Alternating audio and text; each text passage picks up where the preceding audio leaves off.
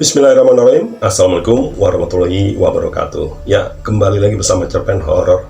Cerpen Horor kali ini akan membacakan sebuah cerita dari akun Twitternya Om Nas yang berjudul Teror Santet Menjelang Pemilihan Kades. Baik, sebelum lanjut, teman-teman bisa mendukung channel ini supaya bisa lebih berkembang lagi, yaitu dengan cara menekan tombol subscribe, like, atau juga share video ini. Atau bisa juga teman-teman komen di kolom komentar. Ya, yang pengen tahu bagaimana kisahnya, langsung saja kita bacakan ceritanya.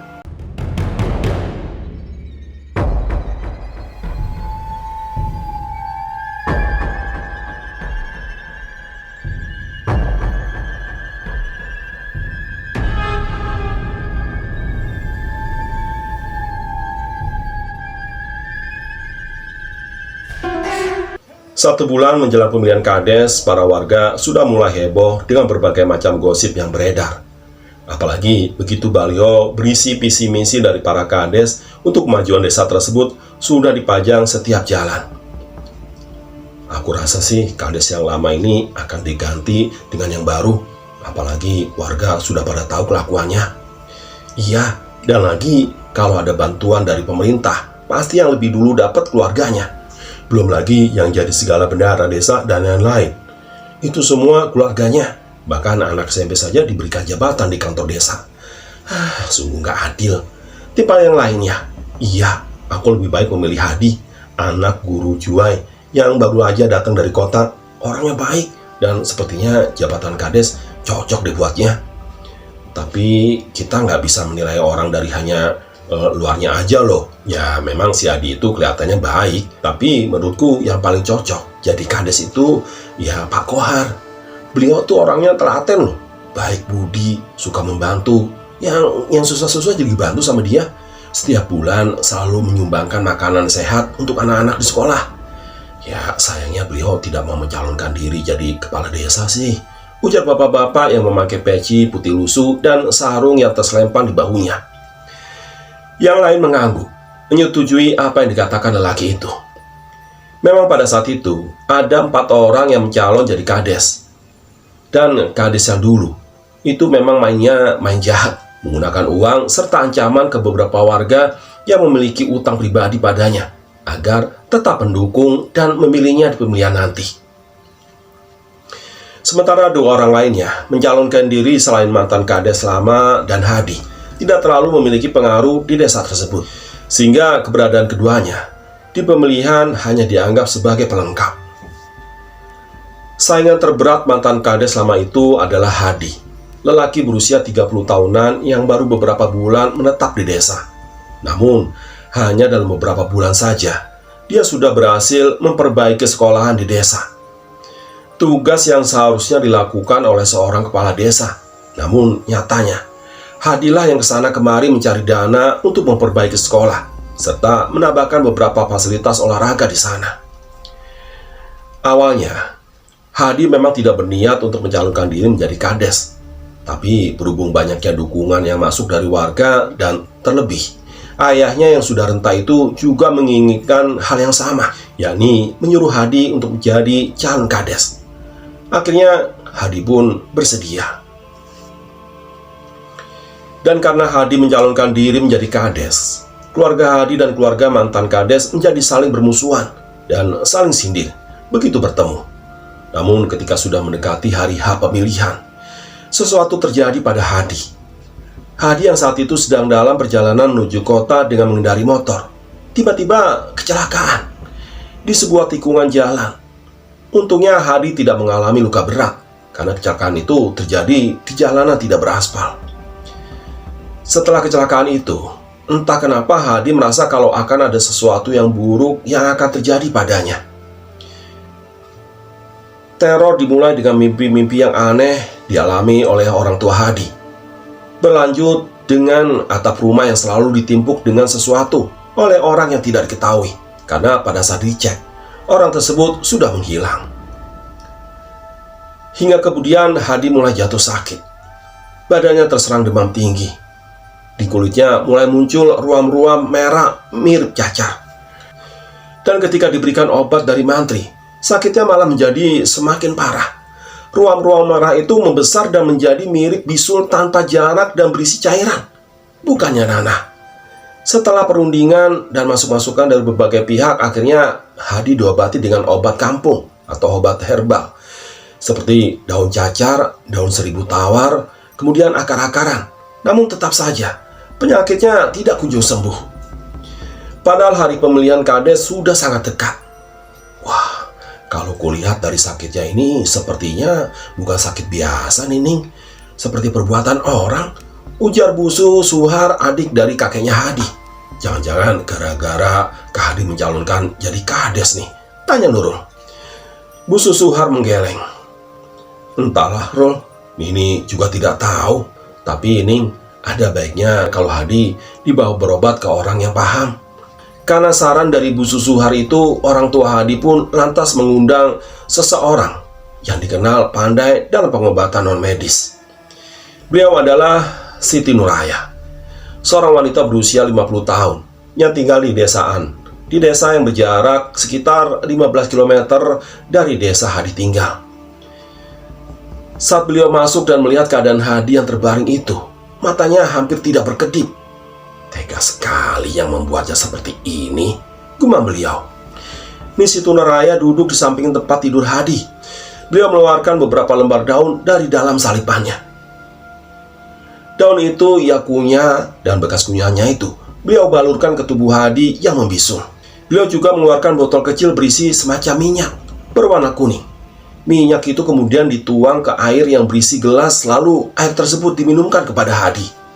Dan sisa airnya kemudian diusapkan ke seluruh tubuh Hadi. Bagaimana nih?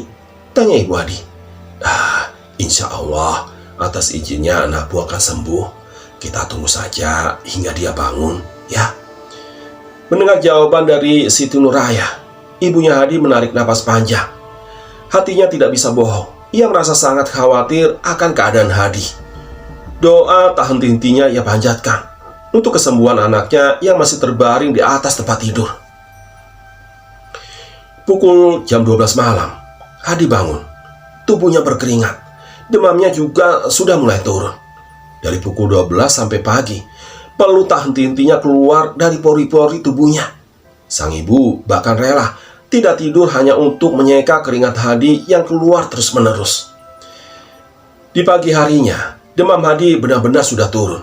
Bahkan, bisul-bisul aneh yang di tubuhnya juga sudah mulai mengempis. Meski wajahnya masih pucat, tapi Hadi sudah bisa bangun dari tempat tidurnya. Dan dalam sehari semalam saja, penyakit Hadi akhirnya sudah benar-benar sembuh.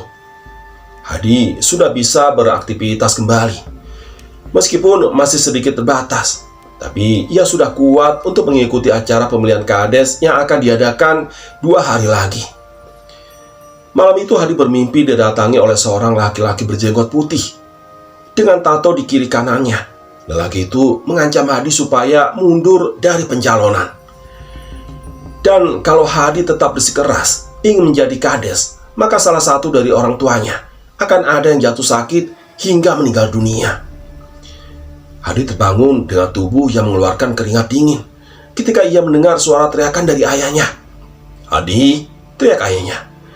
Dengan cepat Hadi berlari ke arah kamar orang tuanya.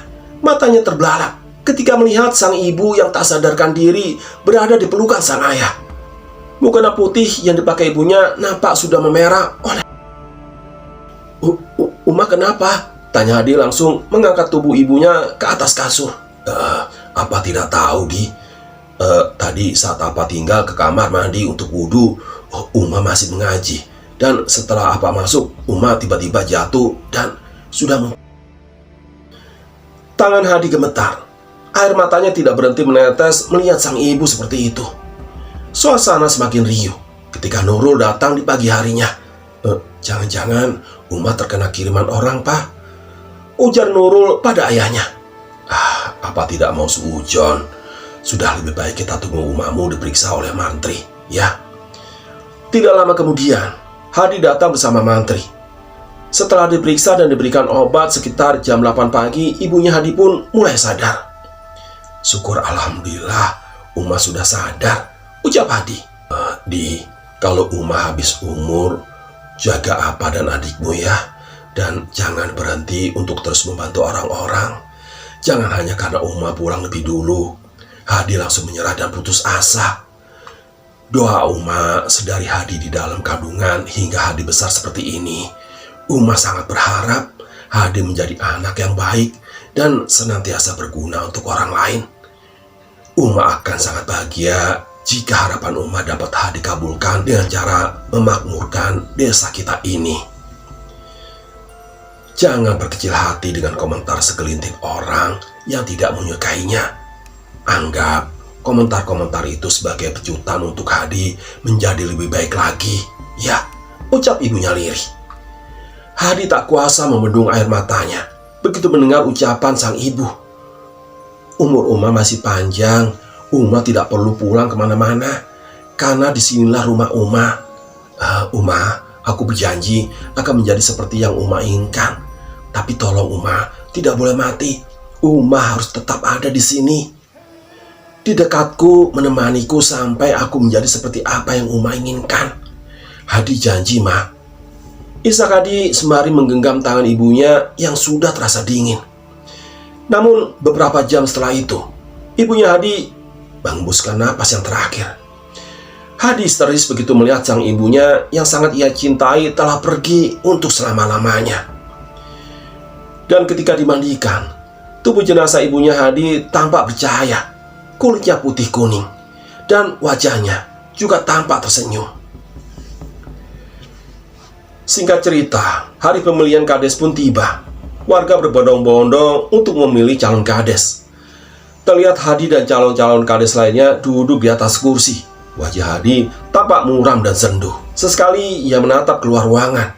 Di sana terlihat ayahnya berdiri menatapnya untuk terus memberikan dukungan semangat pada Hadi.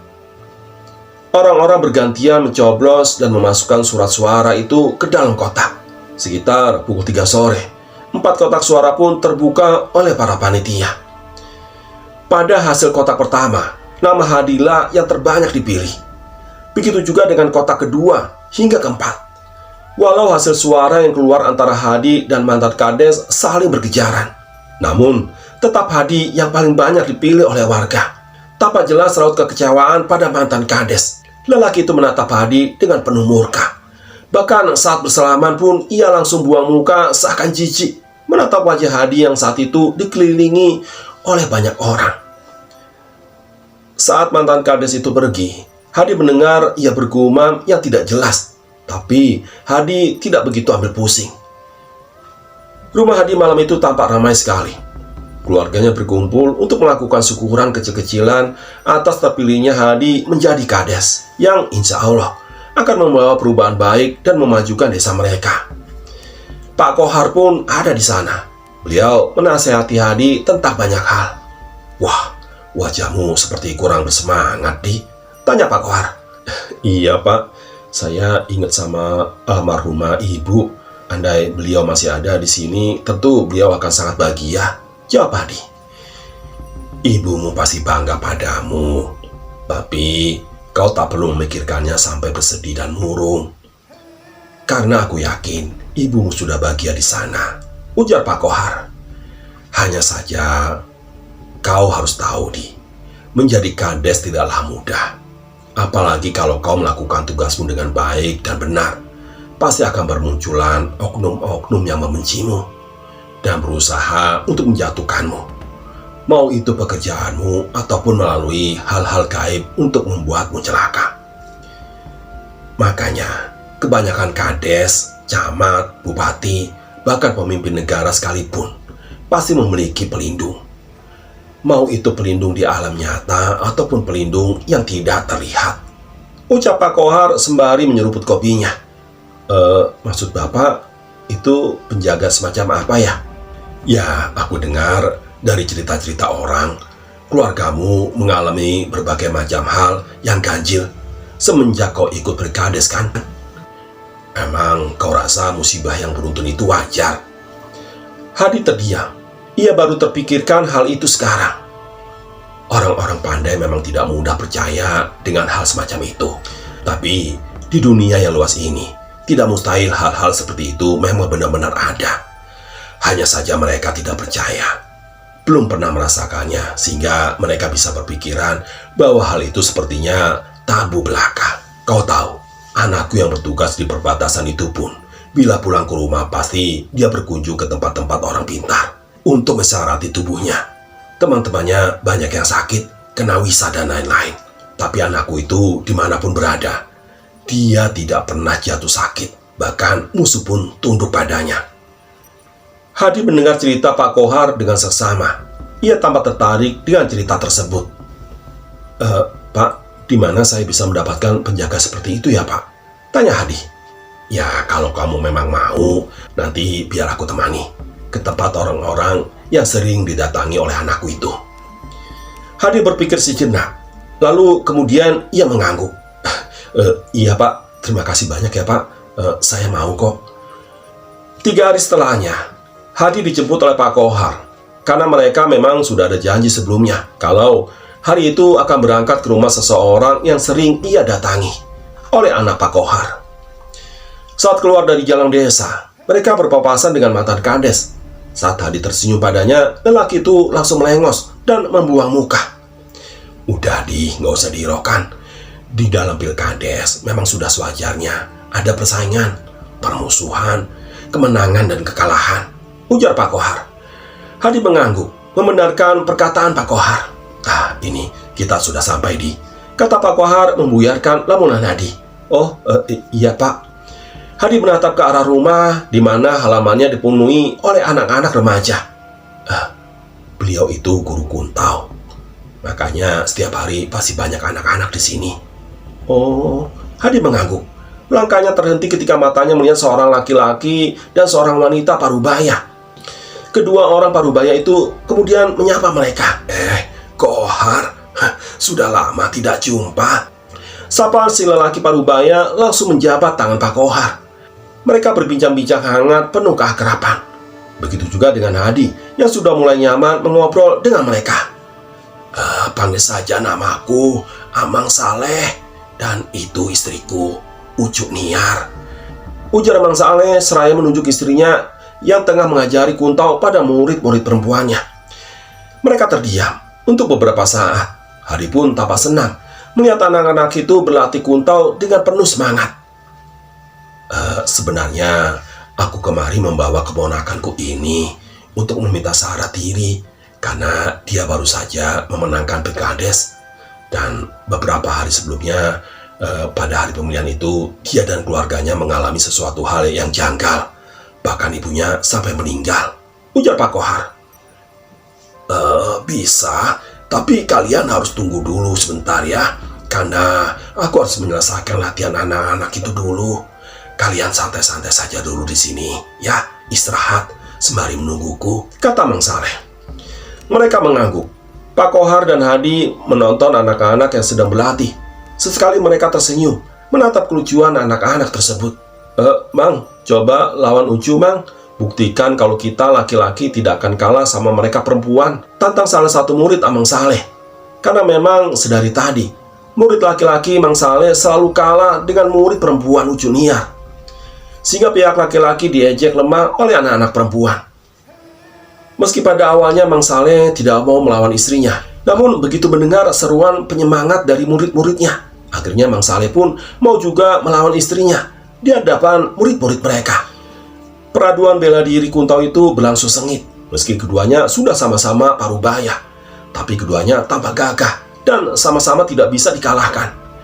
Namun tidak dapat dipercaya, tiba-tiba Mang Saleh kena pukulan oleh istrinya, mengakibatkan tubuhnya terhuyung dan hampir jatuh. Murid-murid perempuan bersorak, sementara raut tegang terlihat jelas dari wajah-wajah setiap anak laki-laki. Tidak lama kemudian, gerakan Mang Saleh berhasil dikunci oleh istrinya. Aku tidak mau melawan karena kau istriku dan kau juga seorang perempuan. Pantang bagiku untuk menyakiti perempuan, ujar Mang Saleh. Gelak tawa anak-anak perempuan terdengar riuh. Senyum puas di wajah istrinya Mang Saleh pun terlihat jelas sekali. Beberapa saat kemudian, Mang Saleh mengatakan kepada Mang Kohar dan Hadi, keluargamu memang sudah terkena kiriman dari orang-orang yang tidak menyukaimu. Sebenarnya kaulah yang ditargetkan, tapi kau termasuk kuat dan memang juga bukan takdirmu mati seperti itu. sehingga kau bisa disembuhkan dan kemudian malah ibumu yang terkena. Ujar Mang Saleh. Kira-kira siapa orangnya ya, Mang? Mang Saleh menggeleng. Beliau tidak mau memberitahukan siapa orangnya pada Hadi. Sekarang kalau kau mau, lebih baik sarati dirimu, supaya tidak terulang lagi hal-hal yang tidak diinginkan. Hadi setuju, dan malam harinya sehabis maghrib, Mang Saleh memandikan Hadi. Hadi sempat gemetar karena guyuran air yang terasa sangat dingin tersebut mengenai tubuhnya. Padahal sebelum mandi tadi, ia merasa gerah dan panas. Selesai dimandikan, punggung Hadi ditulis sesuatu yang Hadi sendiri pun tidak tahu apa tulisannya. Hadi juga diberikan sesuatu mirip permen berwarna hitam yang dibungkus dalam sebuah kotak segi empat yang juga berwarna hitam. Benda mirip permen itu dimasukkan ke dalam sepotong pisang oleh Mang Saleh. Lalu kemudian disuruhnya Hadi untuk menelan pisang itu. Hadi juga dipasangi sesuatu yang mengkilat di bagian bibir, mata, hingga dagu. Kata Mang Saleh, itu semua untuk penunduk, agar siapapun yang mendengar perkataan Hadi, maka orang itu akan tunduk. Apalagi posisi Hadi itu pemimpin, jadi omongan Hadi harus asin atau dituruti oleh semua orang. Dan untuk rumah serta keluarganya, Hadi disuruh untuk memberikan sebuah benda mirip kertas di setiap halaman rumah keluarganya agar terhindar dari kiriman orang yang tidak baik. Singkat cerita, 2 bulan telah berlalu. Setelah Hadi resmi dilantik menjadi kades, dia pun mulai membuat perubahan-perubahan pada desanya. Dan dalam 1 tahun saja, perubahan di desa itu sudah sangat terlihat. Jalanan beraspal, sekolahan yang sudah rapi karena direnovasi, dan warga di desanya tidak pernah luput dari bantuan pemerintah. Setiap ada dana yang masuk ke desa, Hadi selalu mengumumkannya pada warga, sehingga warga pun tahu kemana dan habis untuk apa saja uang desa tersebut. Banyak yang kagum dan memuji kinerja Hadi. Bahkan orang yang awalnya membenci Hadi kini malah berbalik memujinya. Meskipun kadang-kadang masih ada omongan-omongan yang tidak enak datang dari keluarga mantan kades sebelumnya terhadap keluarga Hadi. Perubahan di desa benar-benar terasa dan terlihat jelas, Di. Aku yakin saat masa jabatanmu habis, warga pasti akan kembali memilihmu menjadi kades lagi. Karena lihatlah sekarang, senyum wargamu nampak jelas menggambarkan kebahagiaan. Aku benar-benar bangga padamu, Di. Kau benar-benar pemimpin yang dicari selama ini. Puji Pak Kohar. Hadi tersenyum mendengar pujian dari Pak Kohar. Sebenarnya Pak, andai Bapak mau mencalonkan diri menjadi kades, maka pasti Bapaklah yang akan terpilih, kata Hadi. Saya kan tidak berminat, Di. Otak tuaku ini terlalu lemah untuk memikirkan desa. Menjadi kades akan sangat membebankan. Karena di masa-masa tuaku ini, aku hanya ingin hidup tenang dan berbuat baik sebisaku. Dan semenjak Hadi resmi menjadi kades, dia tidak pernah lagi mengalami hal-hal janggal seperti sebelumnya. Mungkin juga hal-hal janggal itu tidak muncul lagi, karena tubuh Hadi sudah disarati. Wallahu a'lam. Ya, demikianlah cerpen horor kali ini.